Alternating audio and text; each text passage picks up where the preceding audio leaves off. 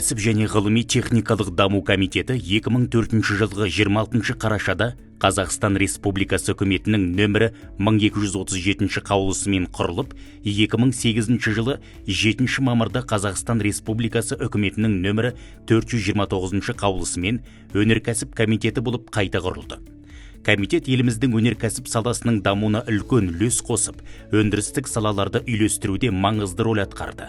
Көптеген стратегиялық бастамаларды жүзеге асырып, отандық өндірістің дамуына серпін берді. 20 жыл ішінде комитет инновациялық шешімдер мен тиімді реформаларды енгізіп, Қазақстанның индустриалдық дамуына айрықша ықпал еткен беделді құрылымға айналды.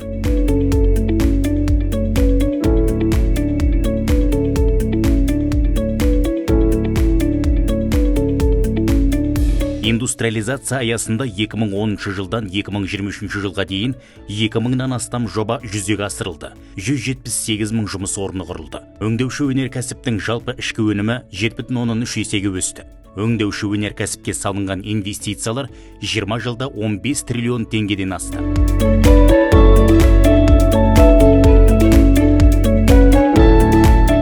Өнеркәсіп комитетінің құзыретіне және жауапкершілігіне тау-кен металлургиясы, көмір өндірісі, машина жасау саласы, химия өнеркәсібі, құрылыс материалдар өндірісі, жеңіл өнеркәсіп саласы, энергия үнемдеу және энергия тиімділігін арттыру, экспорттық бақылау, жекелеген қызмет түрлерін лицензиялау, жаңа жобаларды жүзеге асыру, ағаш өңдеу салаларындағы қызметтерді үйлестіреді.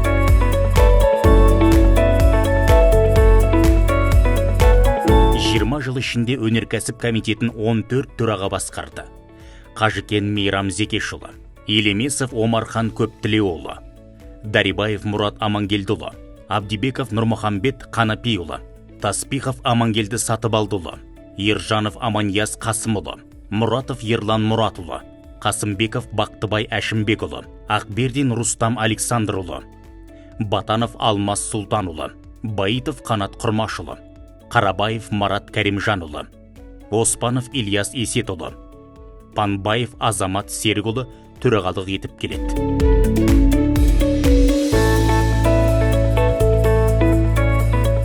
Жыл ішінде Қазақстан Республикасы өнеркәсіп комитеті еліміздің өнеркәсіптік секторын дамытуда маңызды жетістіктерге жетті. Өнеркәсіп комитетінің жұмысы арқасында Қазақстан өнеркәсібі әлемдік нарықта бәсекеге қабілеттілігін арттырды. Еңбек өнімділігі артып, өндірістік қуаттар кеңейді. Индустриализация картасы аясында Қазақстанда бұрын шығарылмаған 500-ден астам жаңа өнім түрлері шығарыла бастады. Жүк және жолаушылар вагондары, электровоздар, жүк көліктері, жеңіл автомобильдер мен автобустар, ауыл шаруашылығы техникасы мен жабдықтары, трансформаторлар, рентген аппараттары, жарық диодты шамдар, титанды балқытылған өнімдер мен қаңқалар, алюминий өнімдері. Осылайша, өнеркәсіп саласында тұрақтылықты қамтамасыз ету және экономиканың әр тараптандыру бойынша маңызды нәтижелерге қол жеткізілуде.